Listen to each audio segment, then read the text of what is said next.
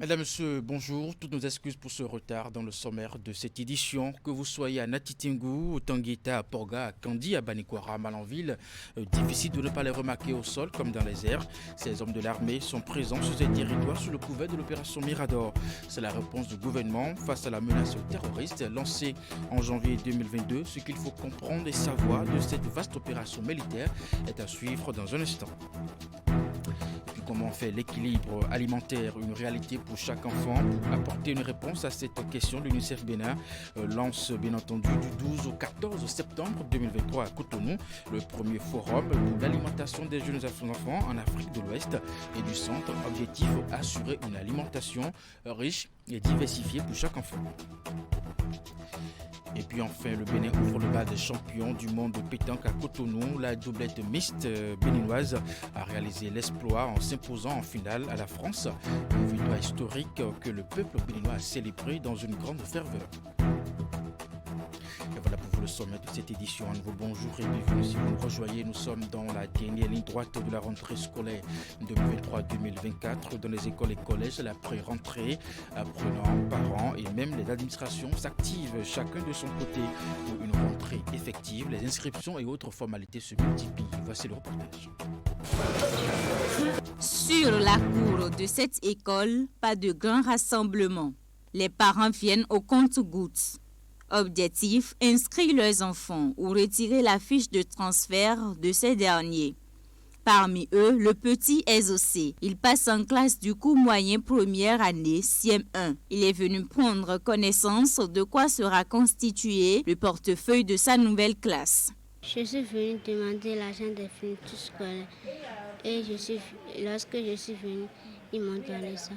Comme SOC, quelques autres élèves et parents ont effectué le déplacement pour pratiquement la même cause. Je suis venue inscrire ma fille à l'école.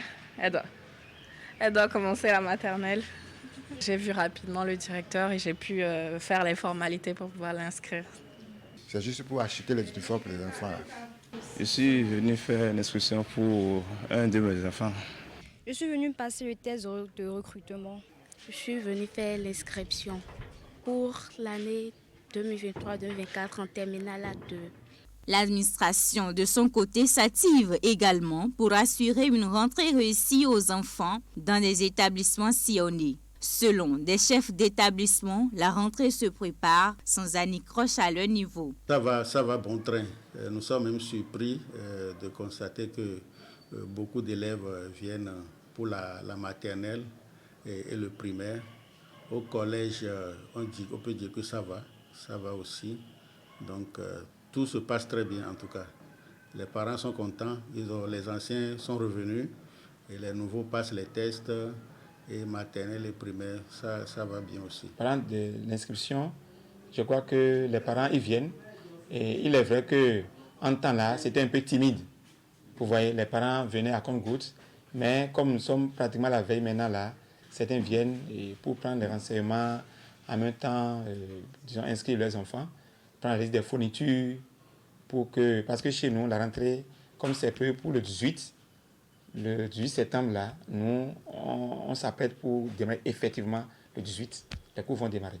Dans les écoles et collèges publics parcourus, la principale tâche qui occupe ici, ce sont le transfert et la réparation de quelques infrastructures, ont confié les autorités. Les belles vacances prennent fin le 10 septembre 2023. La direction des affaires politiques de la CEDEAO, à travers son cadre de prévention des conflits, a organisé à Cotonou un atelier de prévention des conflits, de médiation et du silence des armes. L'initiative réunit les jeunes leaders des pays membres de la communauté. Cette rencontre est une occasion d'échange d'expériences en vue de renforcer la paix et la stabilité dans la sous-région. Reportage. Des jeunes appartenant à diverses organisations venues de tous les pays de la sous-région ouest africaine en atelier à Cotonou. Pour la paix, la stabilité et le développement dans les pays membres de la CEDEAO, les différentes politiques et stratégies doivent mettre la jeunesse au cœur de toutes les actions pour plus d'efficacité. C'est le bien fondé de cette rencontre de 2 jours initiée par la Direction des affaires politiques de la CEDEAO et conduit par le cadre de prévention des conflits de la CEDEAO. Pour les organisateurs, La jeunesse joue un rôle capital dans la prévention des conflits, la médiation et le silence des armes. Hence, this workshop, distinguished participants, is bringing together representatives of youth. À travers cet atelier, ce que nous essayons de faire, c'est de rassembler les représentants des jeunes de la sous-région et de pouvoir profiter de leurs expériences dans le domaine de la paix et de la sécurité. Il est donc important pour nous de bénéficier de l'énergie positive de ces jeunes et de les impliquer dans le processus de prise de décision. Get them involved in decision making. Get them involved in decision making. Leur donner la voix en tant qu'acteur important de la sous-région pour la transformation de la CEDEAO des États à la CEDEAO des peuples. Le présent atelier a pour principal objectif d'améliorer la mise en œuvre des initiatives de prévention des conflits, la médiation et de faire taire les armes menées par les jeunes dans les États membres de la CEDEAO. La tenue de l'atelier est soutenue par le projet APSA, Architecture de paix et de sécurité pour l'Afrique, qui est un programme de l'Union africaine. Que sera l'Afrique dans 500 ans? Que sera l'Afrique dans 100 ans?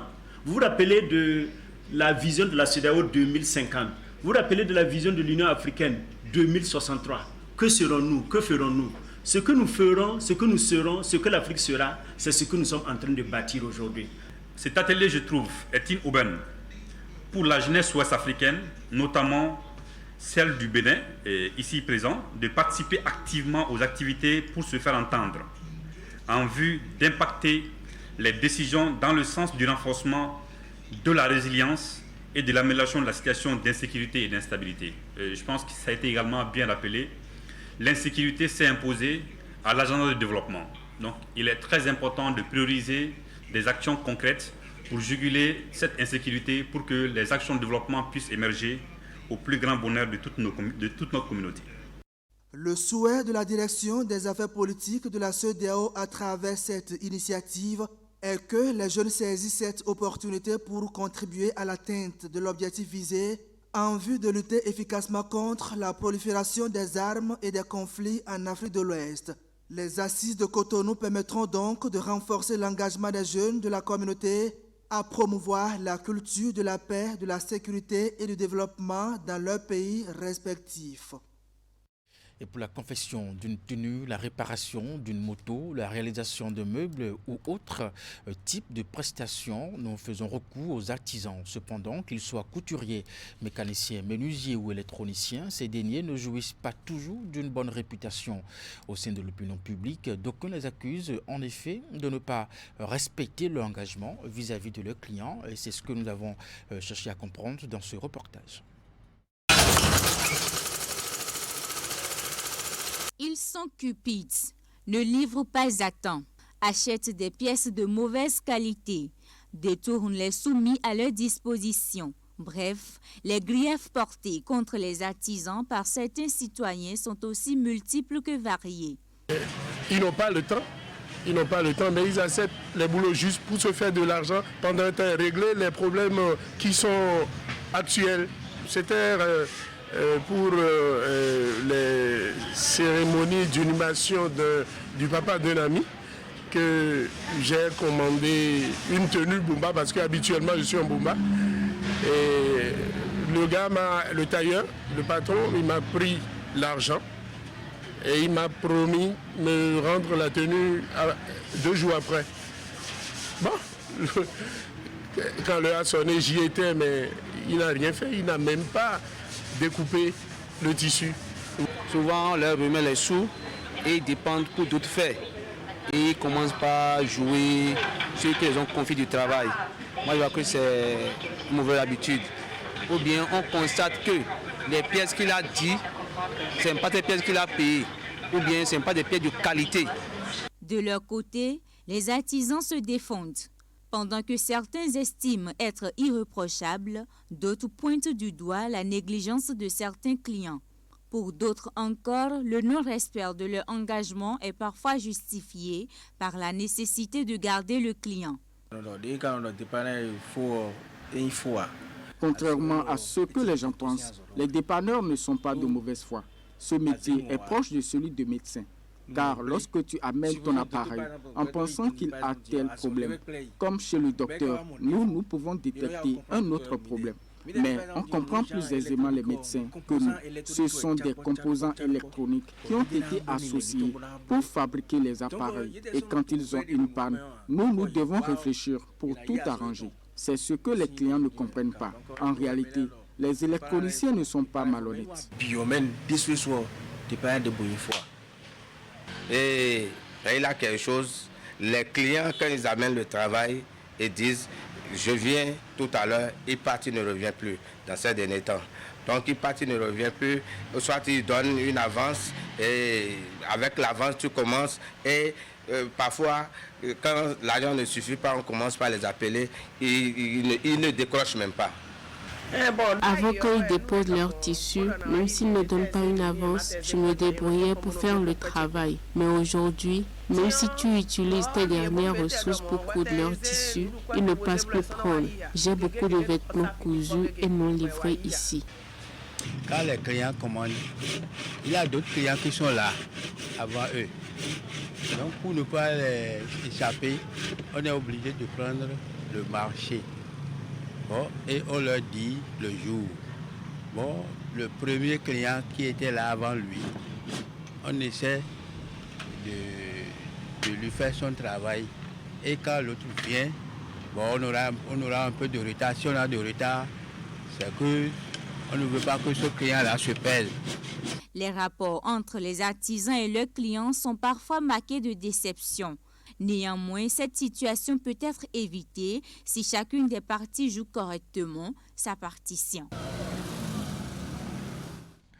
Dans la suite de cette édition, je vais vous l'annoncer en titre, comment faire de l'équilibre alimentaire une réalité pour chaque enfant. Pour apporter donc une réponse à cette question, UNICEF Bénin lance du 12 au 14 septembre 2023 à Cotonou le premier forum pour l'alimentation des jeunes enfants en Afrique de l'Ouest et du Centre. Objectif, assurer une alimentation riche et diversifiée pour chaque enfant. Sont associés à cette initiative qui a mobilisé les acteurs publics et privés du système alimentaire, le gouvernement béninois, l'OMS et puis la CEDEAO. Près de 50% des décès d'enfants de moins de 5 ans en Afrique de l'Ouest et du Centre sont imputés à la sous-nutrition selon les récentes estimations conjointes de l'Organisation mondiale de la santé et du Fonds des Nations unies pour l'enfance. Pour répondre à ce problème de malnutrition infantile qui demeure une préoccupation majeure dans la région, l'UNICEF, en collaboration avec le gouvernement béninois, lance le premier forum pour l'alimentation des jeunes enfants. Un véritable carrefour de dialogue qui vise à promouvoir un accès équitable à une alimentation riche, équilibrée et diversifiée pour les enfants âgés de 6 à 23 mois. Force est de constater que l'offre de produits ultra transformés et très peu nutritifs dans les zones rurales jusque-là préservées est en augmentation. Cela appelle les gouvernements de notre région à agir pour protéger ces populations et plus particulièrement les jeunes enfants contre, passez-moi l'expression, la malbouffe et à aider les plus vulnérables à accéder à une alimentation équilibrée. Nous devons donc redoubler nos efforts pour accélérer le progrès. Nous devons donc, pour l'avenir de chaque enfant et des sociétés dans lesquelles ils vivent, d'aller au-delà de la sécurité alimentaire et de porter une attention spécifique à leur alimentation pour éviter que la pauvreté alimentaire ne compromette l'avenir d'une nouvelle génération. C'est une mission à laquelle nous nous attelons sans relâche, sur laquelle nous travaillerons ensemble durant ces 3 jours. À cette rencontre dédiée aux acteurs publics et privés du système alimentaire, les échanges portent sur des solutions pratiques pouvant améliorer la production, la transformation et la vente en détail d'aliments nutritifs produits localement pour les jeunes enfants.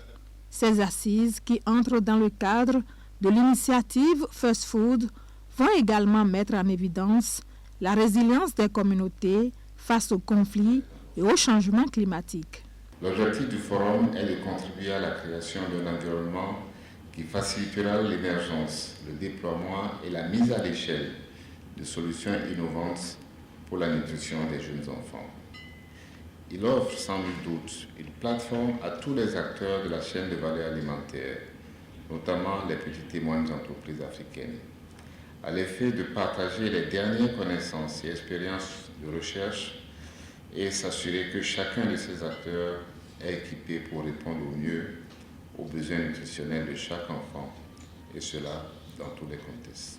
En partageant leurs expériences et expertises, ces participants venus de divers horizons contribuent à bâtir un avenir où la malnutrition infantile ne constitue plus un obstacle au développement et à la prospérité. Allons dans le septentrion à présent, que vous soyez donc à Tanguita, Natitingou, à Porga, à Kandi ou à Banikwara et Malanville également, vous aurez remarqué certainement la présence des forces de défense et de sécurité béninoises en patrouille au sol comme dans les airs. Ces hommes de l'armée sont présents sur ces territoires sous le couvert de l'opération Mirador. C'est la réponse du gouvernement face à la menace terroriste. Lancée en janvier 2022, cette vaste opération militaire porte ses fruits. Ce qu'il faut savoir et comprendre de cette opération, c'est dans ce grand reportage réalisé par Canal 3 Télévision.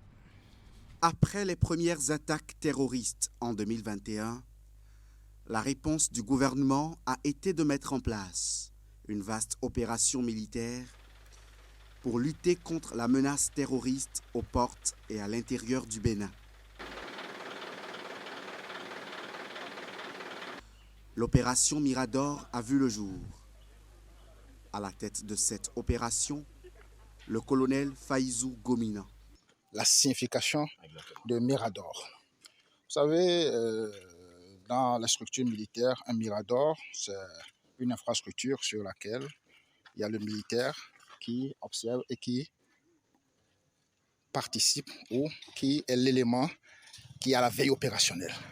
Donc Mirador, c'est une opération qui a pour but de faire de la veille opérationnelle, de protéger les populations et également d'empêcher toute infiltration sur notre territoire, infiltration ennemie sur notre territoire.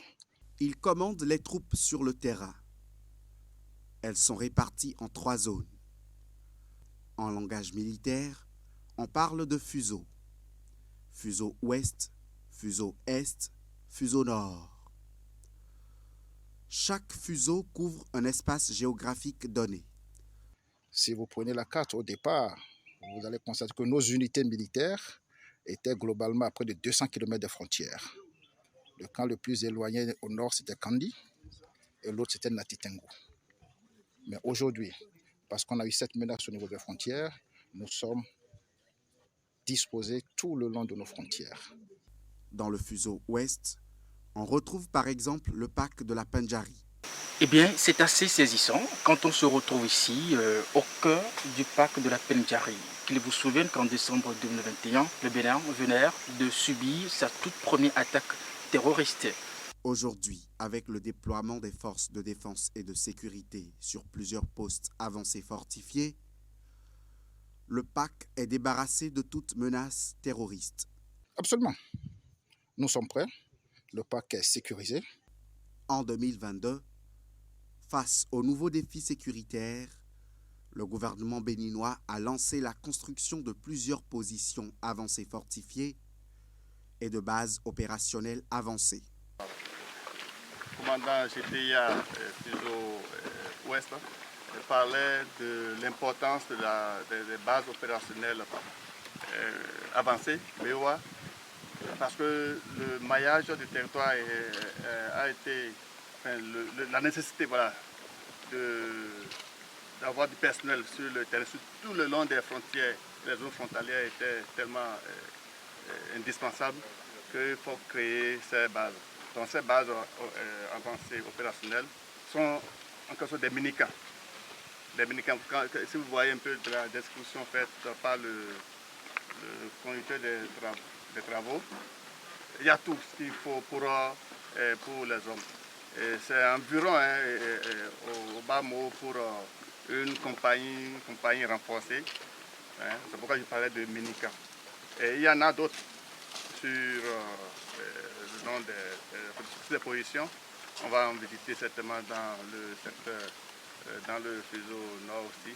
Et en dehors de la base de Bassia ici, il y a une autre base à Porga. Et Porga, en dehors de Porga, il y a les postes avancés fortifiés. Donc les postes avancés fortifiés sont rattachés aux bases opérationnelles. C'est des mini camps, si je peux m'exprimer ainsi, pour une capacité d'une section renforcée. Donc quand les gens viennent se ravitailler, ils vont au niveau de leur poste avancé et fortifié pour pouvoir continuer leur mission de sécurité. Il s'agit d'infrastructures militaires qui vont mettre fin aux infiltrations externes ou internes de l'ennemi au niveau des parcs W et de la Pendjari. Fortifié, donc c'est-à-dire imprenable, et il est plus petit que ce que vous avez vu hier, qui est la base opérationnelle avancée. Et lui, c'est en miniature, donc c'est pour un détachement d'une quarantaine de personnes. Et ça offre un minimum de confort. Lorsque des gens ils vont passer 2 semaines ici, ils peuvent se retirer, se reposer, être couverts, donc se soigner, etc., etc. Donc ça, c'est un poste avancé, fortifié. Il y en a un peu partout aussi en construction.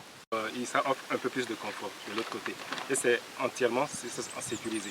Donc au moins, il y a un matelas là-bas, ils ne seront pas sous la pluie, ils auront de meilleurs soins, etc., etc. Donc c'est pour le confort des soldats. Ça veut dire que l'État béninois pense au confort de ces hommes qui sont sur le terrain. Sur cette position avancée fortifiée stratégique dans le parc de la Pendjari. Donc nous sommes sur la position Arli. On est ici pour notre mission. C'est patrouille et renseigner sur le terrain et sécuriser tout individu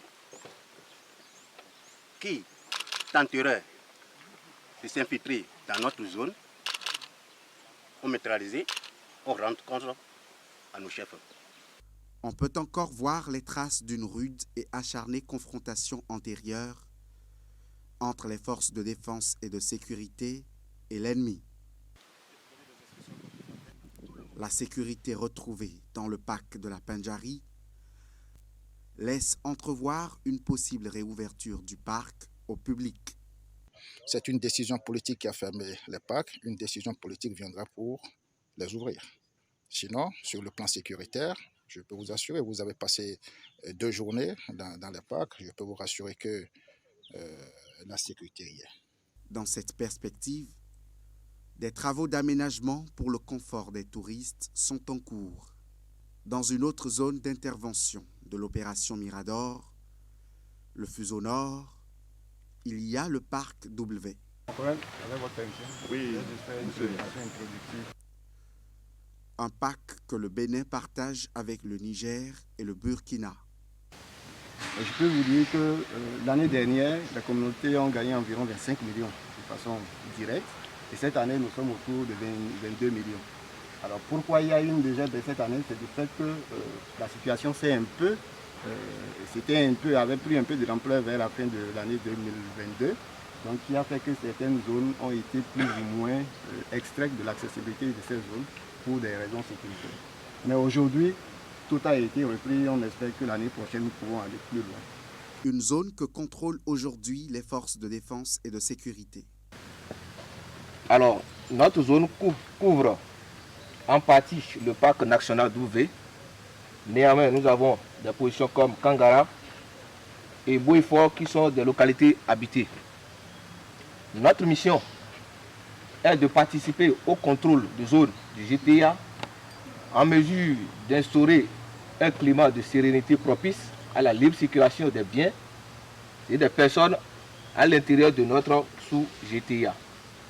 La dernière attaque dans le fuseau nord remonte à mars 2023. En mars, le 29 mars, il y a eu accrochage avec le groupe Ansarou. C'était où? Le groupe Ansarou à Gongon. C'est pas loin d'ici, c'est avant Guinée. Et au bilan? Au bilan, on a eu 7 terroristes neutralisés. Et les motos sont là. On a récupéré des armes. Un important lot de moyens roulants, d'armes et d'équipements d'armement a été saisi.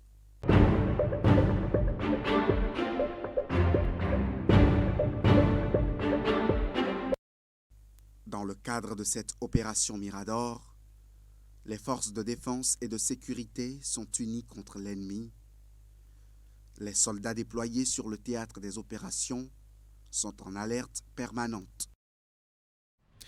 Et puis ce grand reportage réalisé par Canal 3 Bénin n'est que le début d'une série de grands reportages que vous allez suivre justement dans nos prochaines éditions. Le prochain sera donc consacré au déminage des engins explosifs sur le théâtre des opérations. Prenez donc le rendez-vous sport pour finir. Le Bénin ouvre le bal des champions du monde de pétanque à Cotonou. La doublette mixte béninoise a réalisé donc l'exploit en s'imposant en finale à la France.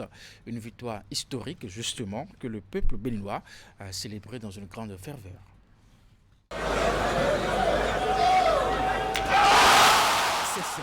Le Bénin est champion du monde de pétanque.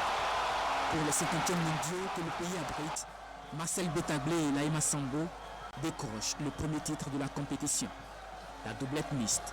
Je suis en joie parce que je me disais que rien n'est impossible dans la vie. Il faut essayer pour pouvoir y arriver. Mais la chance était de notre côté. Ils n'ont pas démérité aussi parce que l'équipe en face n'est pas une petite équipe non plus. Mais la détermination était là et la gagne est revenue. Ce n'était pas prévisible, mais la doublette béninoise réalise l'exploit. L'avantage pris dès le coup d'envoi est conservé jusqu'à la fin de la rencontre. 13-8 et le Bénin est sur le toit du monde. Quand on joue contre la France, c'est très difficile. Mais le sort était de l'autre côté. L'euphorie est à son comble. Le public communie avec les autorités. L'hymne national est entonné.